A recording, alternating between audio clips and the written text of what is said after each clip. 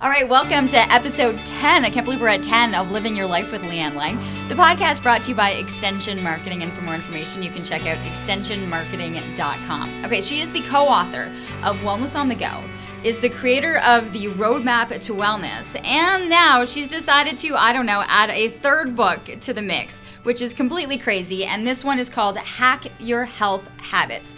So Dr. Nathalie Beauchamp is joining us. She's also the owner of Santé Chiropractic. She's a functional medicine practitioner and also the founder of the Ottawa Health and Wellness Expo. So the list is incredibly long. And one of my former Today's the Day contributors. I loved our years together doing that. Yeah. It's funny because just this week I was going back on my YouTube channel and I was looking at our podcast. We look a little bit younger, but nothing much more different than that. That's it, right? Yeah. We don't have the gray hairs yet, so we're holding out. We're doing okay. It is great to have you here. I do want to start with this. I want to let people know that this book is equivalent to about a 10-pound weight. I could actually curl. Well, I am actually curling right now this book. Dual purpose, right? If you want to do weights, go ahead. This is unbelievable. It's thick. It is filled with an enormous amount of information. What was the idea for you? Like, why this book? And especially this title, Hack Your Health Habit, which is a mouthful for a francophone to say. I have to say, practicing my H's.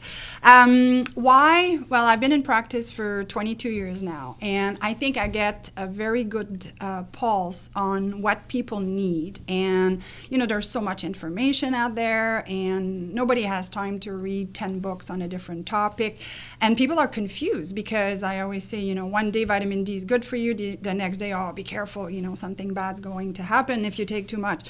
So I really wanted to decipher that information, cut through the you-know-what, and make it actionable as well. So I've developed a hacking process of hacking habits because a lot of people say, oh, I know, I should do this, I should eat better. But, well, if we know, why aren't we doing it, right? So I came up with a hacking process of 3 levels, an easy, a super easy, a easy, and a harder.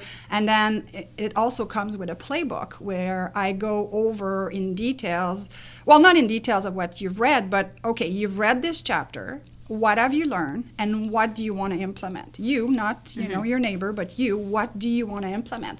And then have you decide, is it a level 1, a level 2, a level 3? Are you looking at doing this now, in 3 months, in 6 months? So a level 3 could be, stopping smoking for someone, or going on a gluten-free diet. Well, you need to prepare. You can't just. Well, some people stop smoking just like that, but there's some stuff you may not be ready. But at least you've made a list, so you can. It's congruent with goals. And I'm in the process of designing a planner that goes with it. Because even myself, I have stuff that I want to implement and hack and get better at. And I'm yet to find, to this day, a planner that encompasses my health and my business. So I'm coming up with something. And even if people don't have a business, they'll be able to implement it. Okay, by using the word hack... Yeah, why that Okay, word? I go and it's kind of like you're trying to find hacks. Sometimes it's you're trying to find the easier way to do something. Yeah. So to hack, is it our habit? Is it that it's breaking, away from the customary or our habits, or figuring out a way? Because breaking a habit, I think for a lot of people is very hard. Difficult. We're a creature of habits, and habits are good, if they're good habits, right? So why that word? I was trying to, actually it's dual in its meaning, that you're hacking and creating a shortcut because nobody has time to do 3 years of other schooling and doing the research. So I'm hacking, I'm saving you time, and then we're hacking the habits themselves, because what tools are you going to implement to make those changes? So let's say some people say, oh, I'm not going to bother buying vitamins. I never think of taking them. Okay, well, what do you do every day that's important to you? Well, I brush my teeth. All right, well, how about putting your vitamins just beside your toothbrush? And then plan B, you always go in your purse, right? So buying a little case, put some vitamins in there. So if you're out the door without brushing your teeth, you have a plan B for that. So, they're quick, simple little hacks that it doesn't have to be that hard. You just have to plan and be aware. The first thing is to be aware and having a big enough why. So in your head, if you think that taking vitamin or many vitamins or one multivitamin is not important, do you think you're going to implement the habit? No. Right? So it's understanding also the why. So awareness and the why is crucial for us to change our habits. Okay. There are a number of things that you want to tackle in this. And I want to let people know, like, when I mentioned that it's a pretty big book, there's essentially like 12 sections. 12 sections, yeah. Okay, and then within each of the sections, are a number of chapters and a number of things. So we got 62 chapters. Oh, there you have a better idea. 62 chapters. Like, where do you start then? I mean, are you starting from the questions that you get from your patients? Where did you start with section 1, chapter 1? Section 1 is just that, talking about why, talking about our purpose, our values. Because if you don't understand what your core values are, you're, again, are going to be struggling. So if you say, you want to lose weight, but health is not a strong value to you, what is it that is going to want to lose weight and implement the weight, changes, that the implementation of basically changing stuff. So I think it's good to follow the flow, but it also depends on the person's knowledge. I know one section that is very popular is the detoxification section, the gut section, the brain section. So some people are fairly knowledgeable already, but I did lay out the basic, because sometimes we think we know, but we don't completely know. So I wanted to, put everyone on kind of equal, But it's good, because I think for those that are knowledgeable in some aspect, they're knowing that maybe section 2, 4, and 7 aren't for them, but the rest are going to work. So I'm going to just kind of go through it. So you have the first one, really getting motivated, understanding what it is that you're doing, and trying to at least access how you can be more productive about your health. And then you go into the basics, understanding the foods, understanding, and so I'm assuming there's a ton of chapters kind of as we're heading in there. Yeah. You have understanding what foods are going to be better suited for you. Yeah. And I think that's a big one, right? Is that people start to understand foods, but every person is so different, and some foods and some ways of eating are going to be very different for one individual over another. And so do you help people understand what would be beneficial or what they need to understand for themselves? Yes, because I always say, I'm not going to be with them to do groceries, so they need to understand the foods that they're buying, reading labels and all of that stuff. And it's a great point that you're bringing up, Leanne, because everybody is different. And that's something that drives me nuts. Oh, my girlfriend's doing, she's lost a whole bunch of weight. She's doing the ketogenic diet. It's fantastic. Well, good for her. And I love the ketogenic diet, and it has huge amount of merits, but it might not be for you. So I think medicine or healthcare in general is trying to put everyone in the same basket, yet we are completely different. Now we have genetic tests that are not just there to tell us if we have genes that can really be bad for us, but to tweak how or understand how your metabolism is working, how your detoxification pathways are working. So talk about insight here. So you may be processing estrogen much more efficiently and detoxifying more efficiently than I. We don't know that. So I think the future of medicine is truly in personalized medicine. And from that, I think people have to realize that our healthcare system, first of all, I wish they would change the name to sick care. And, on the Quebec side, they call it carte d'assurance maladie. Maladie means sick, which I think reflects the point really well, that if you're sick, they're pretty darn good at resolving, issues with heart attack and stroke and broken bones. But healthcare is really, truly what you do on a daily basis, and nobody else is going to do it for you. So that personalized medicine approach needs to be gained by more holistic practitioners that oftentimes you'll have to pay. Now, is it frustrating that you have to pay for stuff when it relates to your health?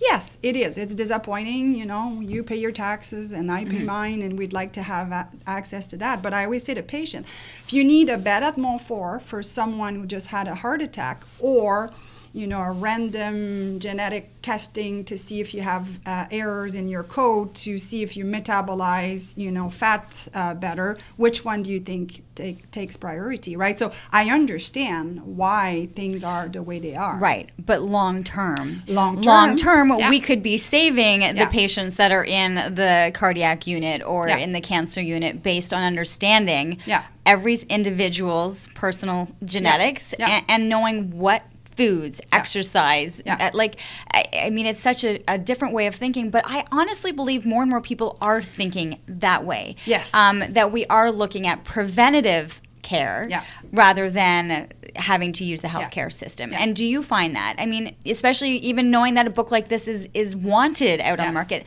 that people are looking for those answers. So the answer is yes and no. And, at the beginning, you asked me the why. And I keep saying to friends mostly that I'm bent on finding a way to get to a person before they have an event. And what I mean by an event is a cancer diagnosis, a heart attack, or a stroke.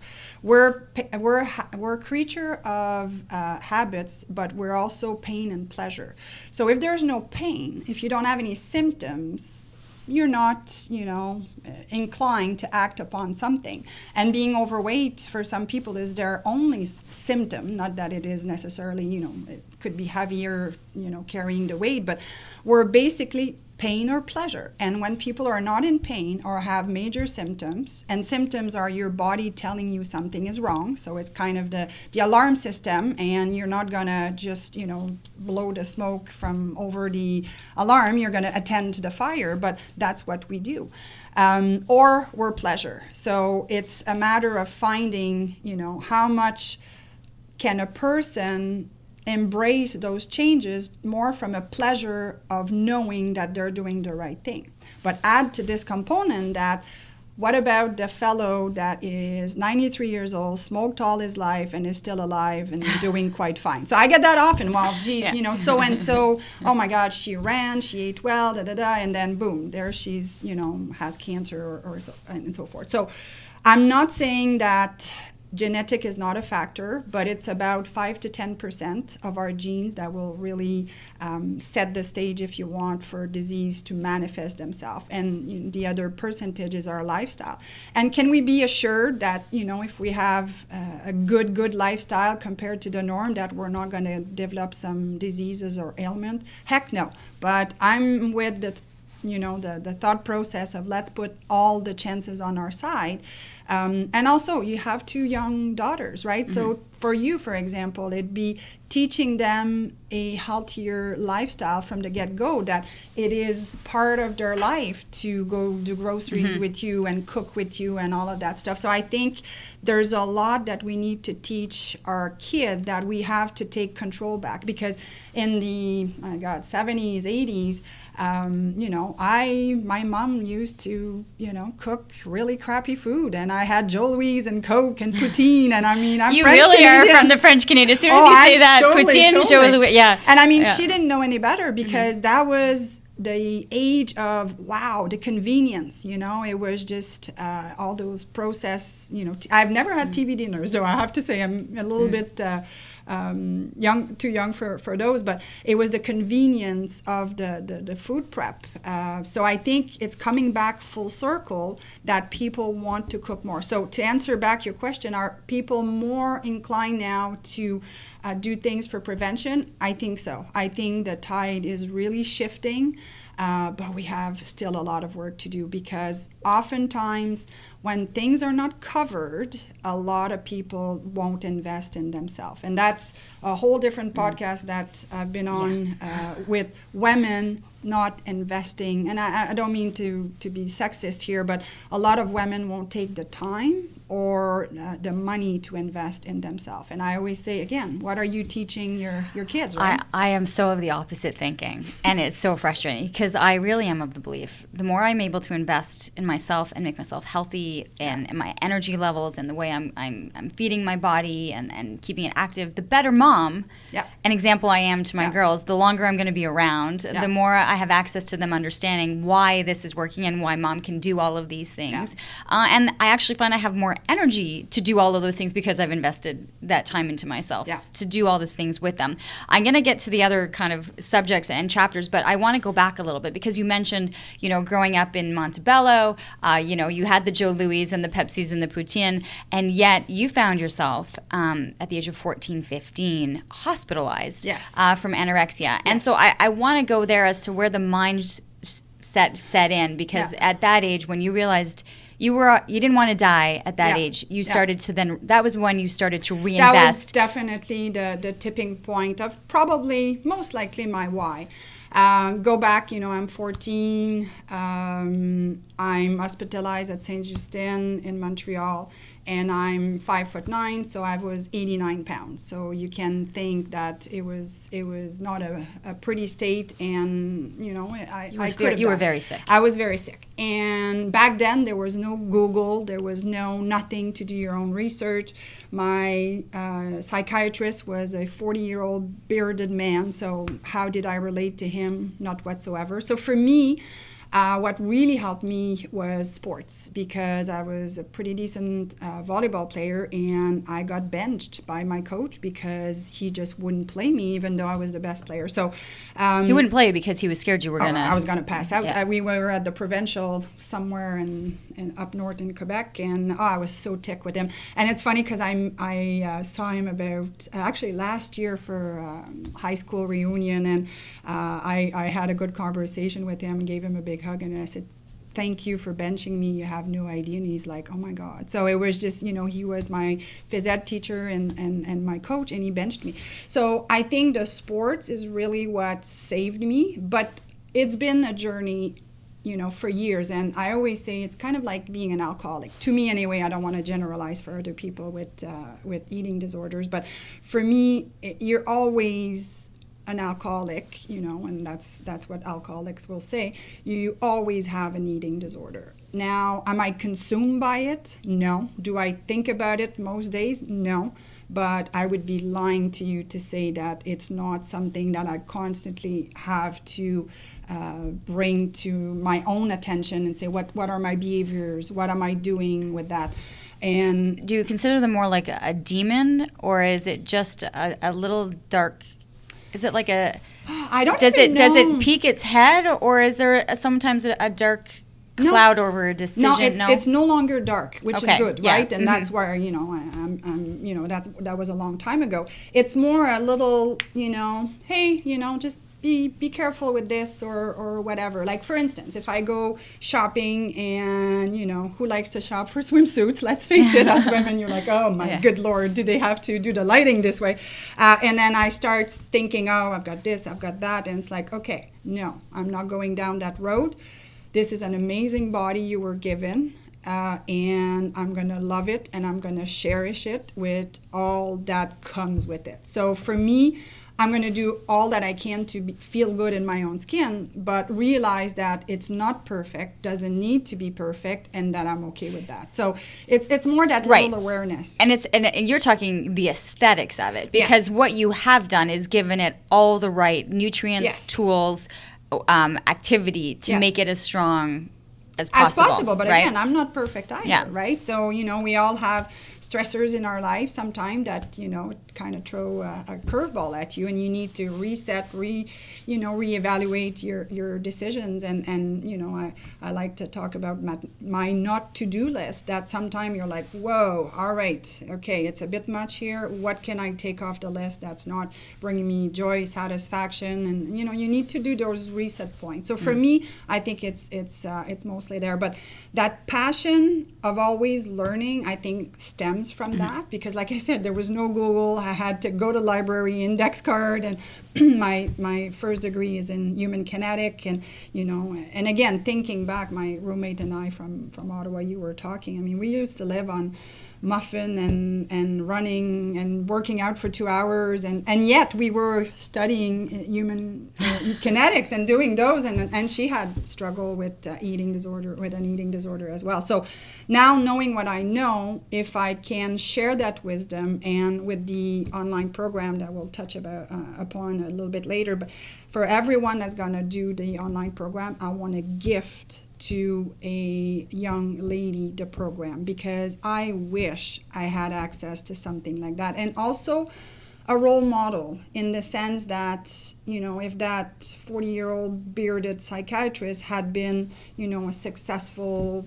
doctor, or a successful whatever in any in any field, I think I would have said, okay, you know what, like I can do this, she's done it, and so I think it's very important to this isn't to downplay the 40-year-old bearded psychiatrist that you worked with, not at all, but in terms of that relevance of having this vision of health and success, and that the possibility of it. Yeah, and I think you do the same for a lot of young ladies in the city, Leanne. So kudos to you on that, right? Because you're involved with the gymnastic, and they see, wow, look at this woman, busy with a career and so forth, but yet she finds the time to work out. She finds the time to invest in herself. So thank you for yourself being a role model. Trying to convince other people, it's so good. You feel so good afterwards. Okay, so, I went on a little bit of a roundabout there. We come back to kind of breaking down some of the sections as well. Yeah. One of the big ones, we're talking toxins. Yes. And I'm assuming in this one, we're kind of getting into environment. What is actually happening, without us even really without us realizing, knowing. Right? When I do many lectures, I get someone to come from on stage, and we go over our daily routine as men or women, right? It's just by the time we're out the door, we've probably covered ourselves with 10 products. And I'm not going overboard here and with, let's say tons of foundations and all of that stuff. So yes, it's what we eat but also what we put on our body, because the skin is the biggest organ on the body. So anything you put on your skin, I always say to people, ask yourself these questions, looking at it, would I eat it? And if the answer is no, then don't put it on your body. And nicotine patch or estrogen patch, why do you think it's a patch? Because it gets right into your bloodstream. You're actually better eating it, because your acids and your digestive enzyme are probably going to break down the product more, efficiently to be detoxified by your liver. What are the worst ones? What are could you list right now your top 5? I can't. Pretty much. I'm thinking I went on vacation, and I like the sunscreens. I was just spraying everyone down, and I'm like, there's no way I would have put that sunscreen in my mouth. Yeah. Yeah. No. Not a chance. Yeah. And the sad part, and it's coming along quite well. I know there are good ones out on the market. There are I didn't good purchase. ones, but a lot of many of the healthier products don't always work as well as the other more chemically loaded products. So people will go, And then also with the sunscreen, of course, you don't want to crisp yourself to, silly there, but you need the vitamin D. So we've been hiding, vitamin D, we're all deficient. Do a random vitamin D test with most people in Ottawa, and we're probably everybody's deficient, right? So you do need some sun exposure. I think we've gone overboard. And then, find one that's healthier. I was in Costa Rica for March break. I sprayed the kids first day, right? I spray the kids down. I've got my 30s, I spray everything, get them covered. They called themselves Teletubbies, because their faces were so swollen. Oh, no. I could hardly see their eyes, because I didn't realize, first of all, at Costa Rica, we were much closer to the equator than we've been when we're in Mexico or Dominican. Yeah. And the kids needed 60, 75 on their face.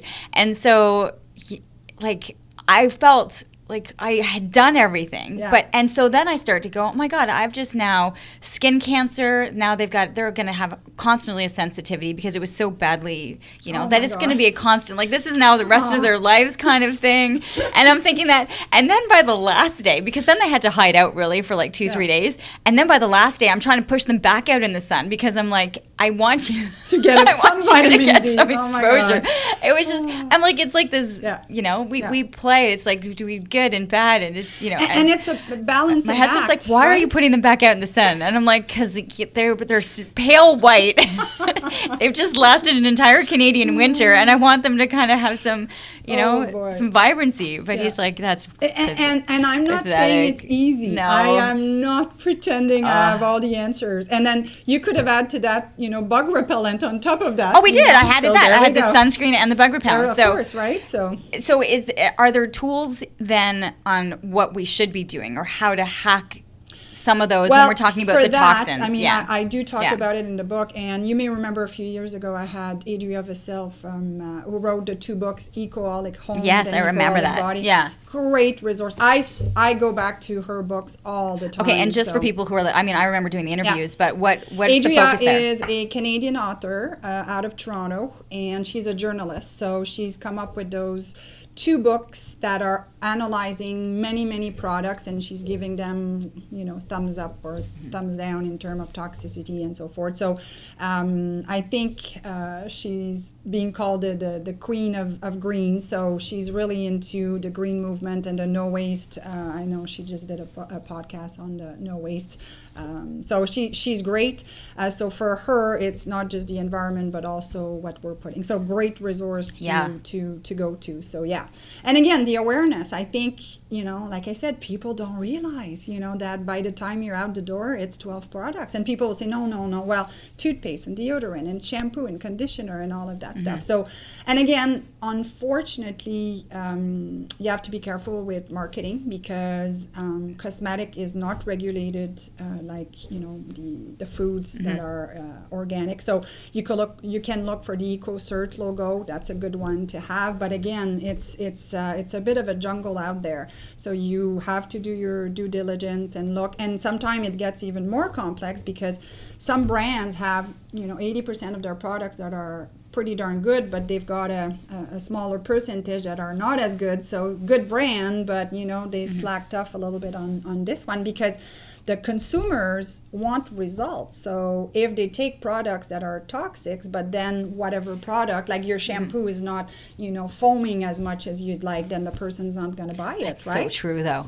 Sometimes I do that. I've gotten and I'm like, this is just not going to do the trick. I want to feel like that lather, Again, it's all that conditioning, right? Yeah. No pun intended. Right, but, when we're talking about the toxins, on the other side, you have the detox, right? Yes. You have the toxins coming in, but then you want to be able to do these detoxes. And my goodness, the amount of detox programs that are out there. I mean, what are we referring to? Like, what is it that you like to tell your patients a proper detox or what they should expect from one? What doesn't work? I've seen, I don't know. I haven't even asked you this ever, but like, I've seen some of those colon, the colonics, I don't know, and then people post them, and it's like the longest tube of it's disgusting. Some people post too much on social media. Yes, they do. Like, what are some of the differences, or what people need to understand is healthy, proper, and what it's doing? Let's go back to personalized medicine. This podcast is brought to you by Extension Marketing. They are a new breed of marketing agency that acts as your virtual marketing department, designing and implementing cost-effective marketing strategies that will grow your business. I can speak to this personally, as I've been using the Extension Marketing team to help me launch and grow my business. Founder Pat Whalen has been a lifesaver for me, a genuine coach guiding me along the way into uncharted territory. Tell them you're a friend of the show and receive a free 1-hour consultation. Check them out at extensionmarketing.com. Okay. So I cannot answer your questions because I don't know who's in front of me. So Is a just cleansing, juicing diet, clean eating good enough for one person? Sure. Does another one need homeopathic remedies to make sure the kidneys are flushing and the lymphatic system is flushing? Sure. Does someone need a bit more aggressive because their gut, they have leaky gut and their gut's not absorbing and it's... And that gut health is crucial for overall health. It's crucial. There's a whole section. Or is it someone who had mercury filling and now has heavy metal toxicity? So I named 5 scenarios. None of these scenarios will have the same protocol. So I think it's not even fair to put everybody in the same basket. But that being said, we know that, eat your broccoli, cruciferous, Brussels sprouts, they have, properties that will help us detoxify. So I'm all about food first, then, supplementation, if you need it, and everybody's scenario is a little bit different. So. Okay. How are people then detoxing the system? So, you have detox teas, you were talking the juices. When I refer to that colon, what is that? Colonic. Exactly? It's literally pumping water through your colon, and it flushes your colon, which again can be good, but it does get rid of certain bacteria. Do you have more of the good ones or the bad ones? Like there's no one size fits all. So are some more dangerous than others? Dry brushing is a good way. Sweating, exercising, sauna. Like people need to sweat. When I hear people say, "Oh, I don't sweat. I don't like sweating," I'm like, "Oh my goodness!" Right? So everything not everything, but a lot can come out of our pores. So that's one of the sweat of our exercise is our own natural detox. For sure. And I have a sauna at home, best purchase we've ever made. But again, if I have, which I used to have, mercury filling, for me to do a sauna, I'm sitting in my own toxin in my nice little sauna. So again, are sauna good for people? Yes, but if you have mercury filling still in your mouth, it might not be a good thing. And going with mercury filling, we can talk about brain health and Alzheimer and all of that stuff. So that's why people get confused, and that's why you need to, have, I think it's section 11, your wellness team. If health is not your field, you need a wellness team. You need, doctors and coaches and trainer to help you figure out what's best for you. And, I see your eyes are going, oh my God, how am I going to figure this out? But I see it as fun. I see it as woohoo, it's like, let's try to figure that puzzle. Because you know what it's like to feel good. Yes. See, you see it as fun because when you feel good, you feel like you can do so much. But for someone that's listening and is low energy, hasn't been to the gym, their bodies are sore, they can't get them moving, they're looking at us going, and Leanne, I so see that. I have so many patients that have fibromyalgia. Just yesterday, sitting on my chiropractic table, had this woman, and I have this patient. She's 60, chronic pain so much and on so much medication. She's depressed. She's trying to get help through the system, and she's literally on 6 different medications. She's at her wit's end, and I was so worried for her.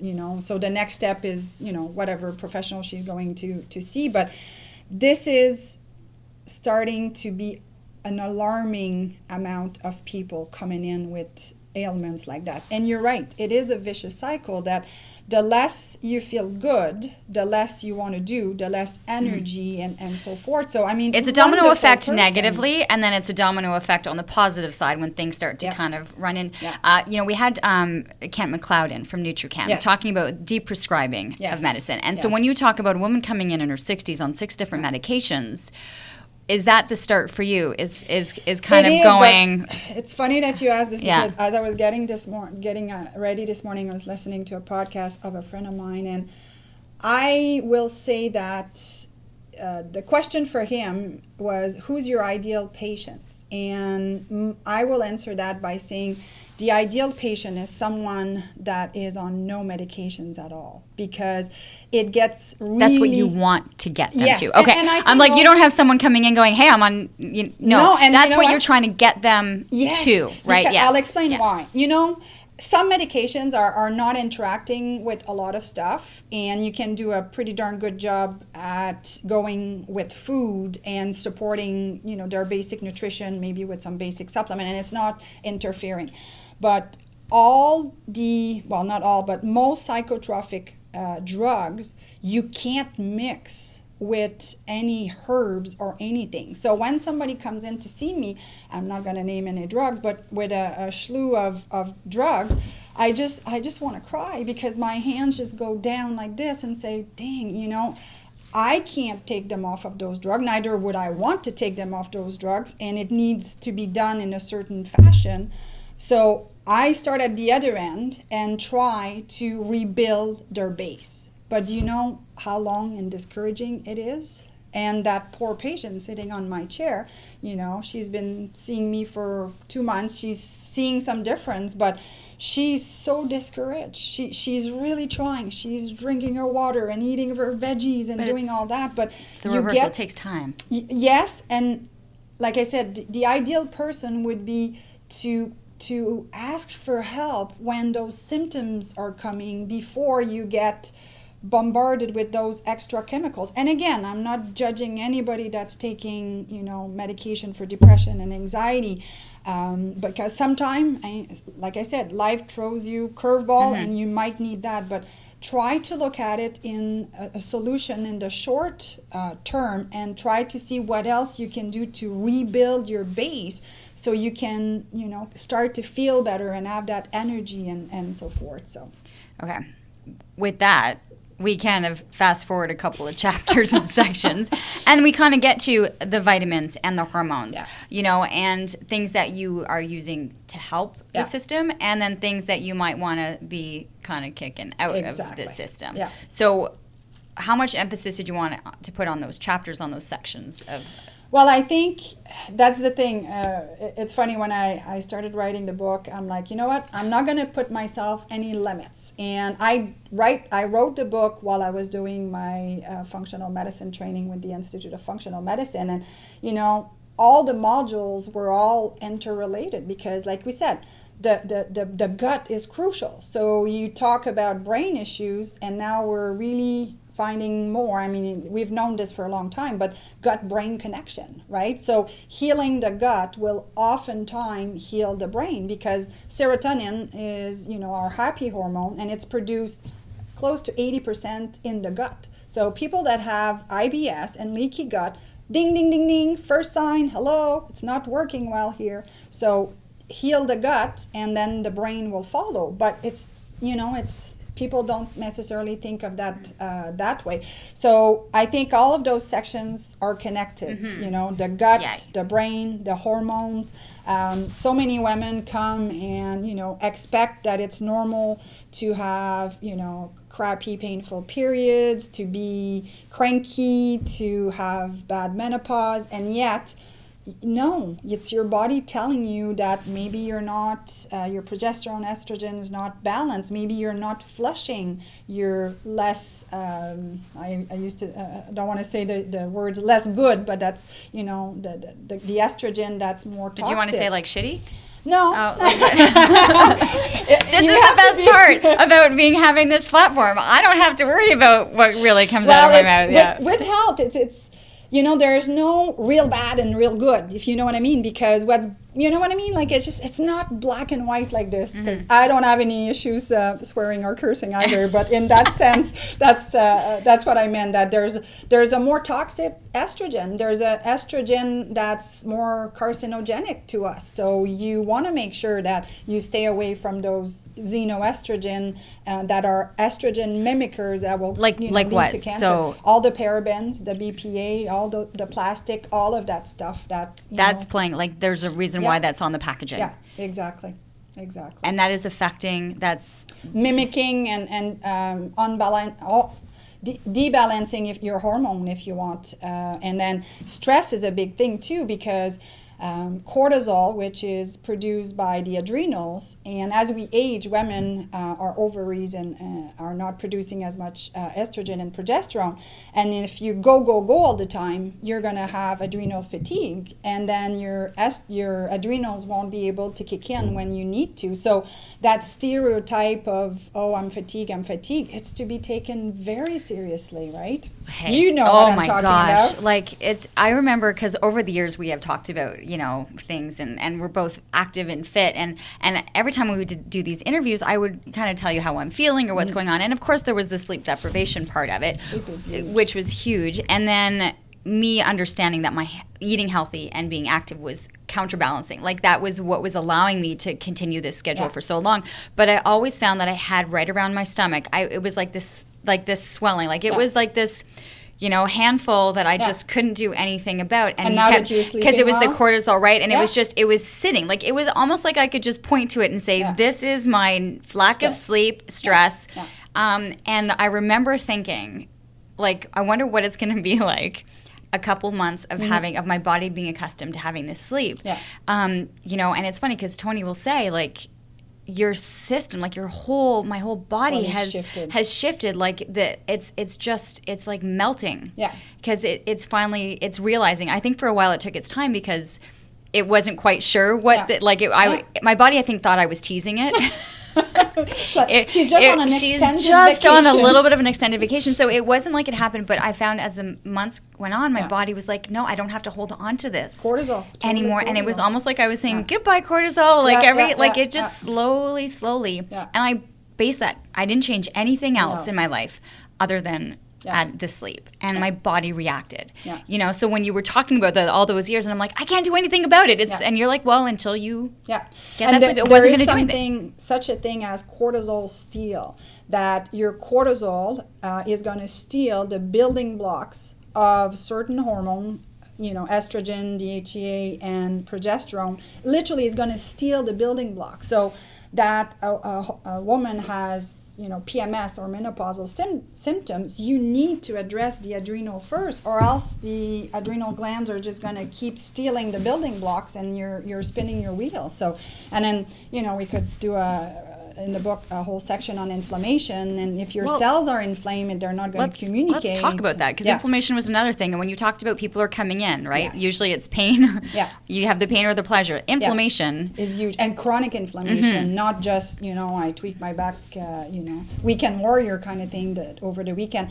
Inflammation is basically the new. You used the word demon earlier. It's the new demon in everybody's life, and the name of the game, as I say, is to decrease the inflammation, because inflammation is what? Arthritis, it's diabetes, it's high blood pressure, it's any heart condition really, and it's even cancer. So prevention now is making sure that your cells are communicating properly, and to do that, if there's inflammation, the communication won't happen. So nothing good is able, or less of the good thing is able to get into the cell, and vice versa. The toxins will be stuck in the cell, and they can't come out. Is that food?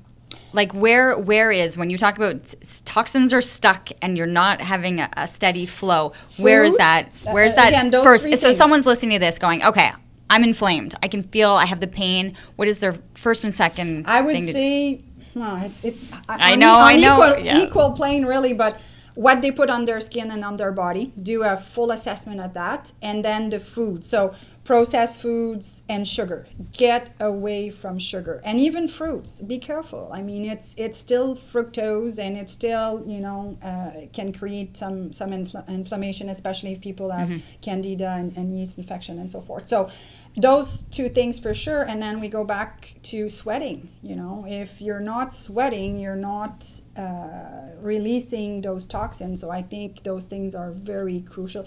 And it's kind of like back to basic, right? My grandparents had a farm, and I remember vaguely, but I remember going to the farm, and I'm sure they opened the door, went to the garden, picked their vegetable. We're killing this chicken tonight, and this cow for tomorrow, and whatever.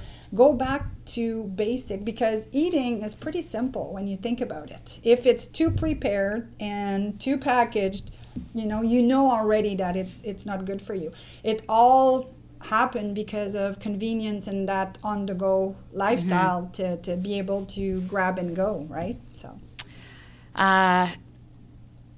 You were talking about your grandparents having this farm, right? Yeah. But then, if that was your grandparents, then your mom, is that your mom grew up? Is that she grew up? Okay. Yeah, but then the era of the Joe Louis and poutine and TV that dinners caught up with her. And I know we were talking before we started to film this, and I'm really sorry, but your mom had, I would say, pretty early onset Alzheimer's, right? And 73. Yes. 73 right now, hospitalized. Yes. And likely not coming back out. Like, you look at it, and so for you, there was a science behind it, right? You wanted to look at genetics. You wanted to look at a number of different factors.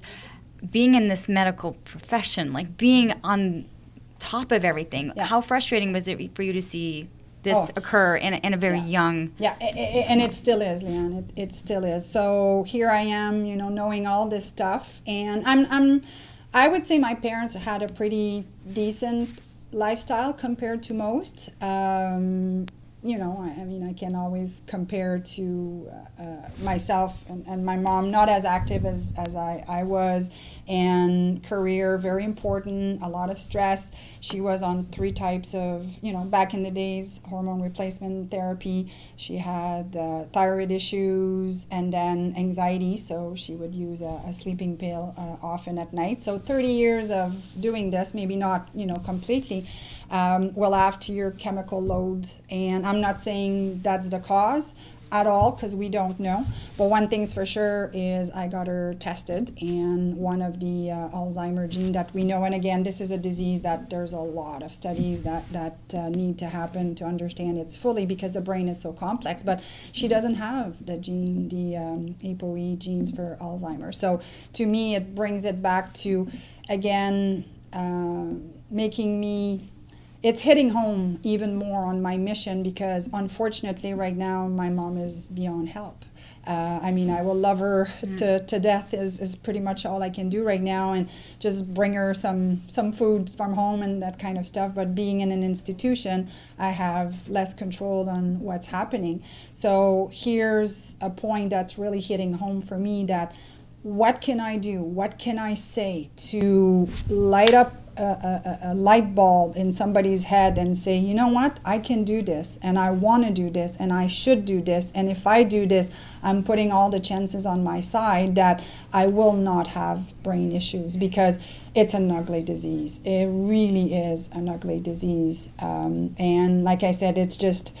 it's making me grow as a person, I can tell you, because the time that I'm spending with her, my interaction with her, and even my communication, physical communication, I go there and, I bring some cream and I massage her, and I try for her to feel the love, because her head is not even able to completely conceive it, interpret it, as if it makes any sense. So again, here's another big why for me to keep encouraging and motivating, and because that's what I want to do. I never want to sound like, oh my God, I can't do this, and nag. No, it's not a nagging.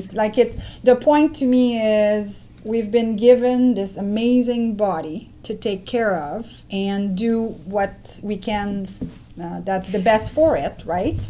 We're given one. Yes. We have one, as a vessel, right? We have one vessel. And sometimes I don't understand how some people just think, there's no option B. You're not getting another one. I call it, there's no dress rehearsal. No. It just, And I know it sounds really cliche, and you would have told me that 10 years ago.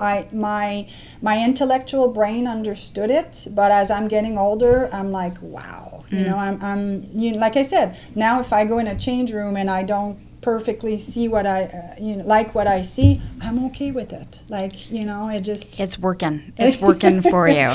I want to hit on like 2 more things before we go, because when we talk about keeping it up, our immune systems, right? Yes. It's this, I think, where we start with that, and it triggers into everything else. What are people going to be able to, as they're going through the Hack Your Health habits and going through all of these different sections, are they going to be able to take this point from this section? It will correlate with number 0.5D in chapter 2. Like it will all kind of encompass itself. Exactly, because gut. Let's go back to the gut. Your immune system is in a great part located in the gut. So people, again, that have been labeled with IBS, that, learn to live with it, there's not much. It's, again, that fire alarm that tells you that there's inflammation in the gut. So therefore, the immune system may not be working optimally. And then other symptoms that I get all the time: allergies, eczema, asthma. These are your first sign that your immune system is taxed. Just yesterday, a fellow that I've known for years, and he's like, "Oh, you sound a little bit stuffy, Andrew." He's like, "Yeah, allergies, everybody's got them." No. No. And again, I'm not judging here, because some people move from different city, and Ottawa is a valley, and it's, some years are worse than others. But I'm just saying that technically, this is your body's first sign to tell you the first line of defense is offended here. Let's try to, dig into it and see how we may be able to manage and increase the efficiency of your immune system. So the body is smart, and it will try to tell you, but it will also try to compensate. It's so lenient. It's amazing. It's an amazing machine, but to the detriment sometimes that then the symptoms are gone. We talk about the pain, then we forget about it, right? There's even something that the body will do from a neurological point of view called retracing, that when the body starts healing itself, it will retrace some of the past symptoms that people may have had, for example, headaches or things like that. So it's an amazing machine. We understand part of it. We don't understand it fully.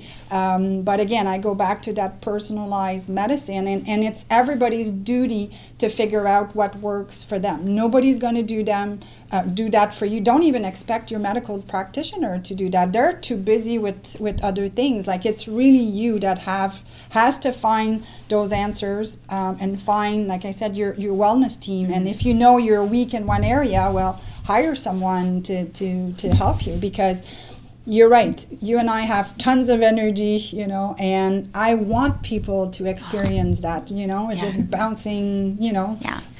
Or you forgot something. You go to the car and you forgot something and it's upstairs. Yeah.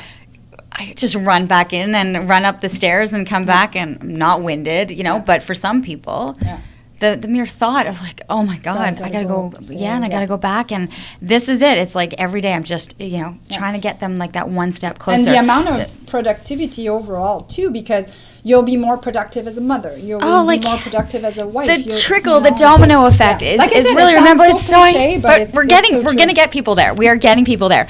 You talked about kind of the work aspect of this, like there's other programs that you're incorporating. Yes, so I want to get to that before we wrap things up. I was on a conference call getting here today, and I said to her, new person that's working with me, and I said to her, for people who know me well, they know I make everybody work. And it's true. And when I say work, I mean also think, So to me, I want people to implement and think. So the playbook is doing this, and then I'm in the midst right now of creating an online program. You log in, username and password. I've recorded tons of videos, and you walk through this 5 transformation process that, awareness, and at the end, you get certified as a health hacker. So seriously, we're having you have a lot to be able of to do fun that. with that. Does that include, is the woman's name Cindy? You have like this Catherine, person. Yes, it's Catherine. Yeah. But you have this kind of fictitious character. Yes, of which I read Catherine, and she's mom, she's 42, she's got 2 kids. Recognize that? I'm like, oh my God. Hello. So you have this Catherine character run itself through the book, asking questions for kind of... We wanted to make it, I wanted to make it fun that, either somebody would really identify or look up to this person, or, one. So it makes the book lighter to read, I find. Even though it's 10 pounds, even though it's 10 pound book. Where are people able to get this? I know that I had like the had the nice signed pre-copy edition. So I have been picked up by a American publisher, which will give me a broader reach. So the book launch is set for the end of September. So now people can go on hackyourhealthhabit.com and just sign up to be notified when the book is going to be launching. and the academy as well, and so forth. So for now, it's go on the website to just raise your hand that you want to be notified. The official book launch will be on in September, which I'm excited. It's crazy. So, but you can go on hackyourhealthhabits.com. I've been looking at the website, but it pretty much breaks down, and it will kind of go through what it is that you're going to be getting. You had a whole bunch of these at the Ottawa Health and Wellness Expo. I printed 100, and I call them my VIP group, and we've created this phase group. Private Facebook group, and Are there any left over from that? And great. Are there any left of the 100 that were there? Nope, they're all gone. I was gonna try to say you could. You know what? No. If someone wants to borrow my copy, I'm at this point because they're like, if you want to borrow my copy, send me a message. Actually, funny enough that you say that, I had given my dad a copy and I had to retrieve it because I needed one. So I'm gonna let you. I'm gonna kind of have mine out as a library book right now. If you want to kind of come in and DM, I'm good for that. Yeah. I want people to be able to experience this. And then of course your practice is out in Orleans. Yes. For those that are in the city listening to this, and that's still kind of as busy as crazy. It is, and I'm really doing more of the functional medicine approach to things and trying to figure out how I'm going to fit that in. And the online program was really designed to give people a piece of me without me completely being with them. Mm-hmm. And this way I can also make it really affordable. So if you're willing to put the time and energy, you're going to get so much value.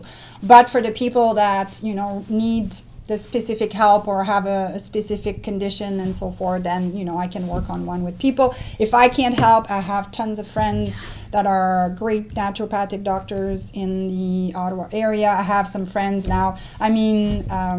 Virtual health now can be done through Skype. I have access to the practitioners with the Institute of Functional Medicine. So there's always a solution or a light at the end of a tunnel if you want to find something that's going to increase your health, energy, and vitality. I'm going to have you back on in September. Okay. We'll kind of go through that the book is, officially, and then we'll talk about the functional medicine because that was like an entire couple years of your life also. Just, we've got an hour. Yeah.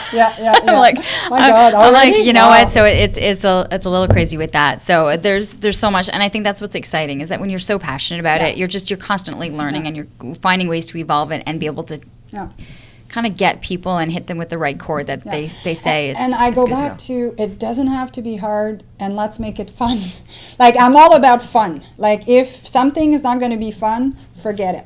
Now, there are some, for some people working out, you and I love it, but some people may not. So I know I have a patient that's starting Zumba and ballroom dance. Like, she loves that. Well, great. Find something you like. You're moving. Life's too short to not do something that you love, and see it as you're the Sherlock Holmes of your own health. Okay, you got to figure out, what works for me. And doesn't mean because it works for somebody else that it's going to be, the best thing for you. And don't be shy to try different things, try different food, try different restaurants, try different workouts, try different things. Have fun with it. It's a great piece there. Thank you. You're welcome. Dr. Nathalie Beauchamp was able to join us, and we have the hackyourhealthhabits.com, and then it's Sante Chiropractic. Is that the website for your practice? And always a pleasure. Thank you. Thank you, Leanne. And there you have it. You were my 10th. That's episode 10. Yay! Of Living Your Life with Leanne Lang. You can check it out, and of course, extensionmarketing.com if you're looking for more information.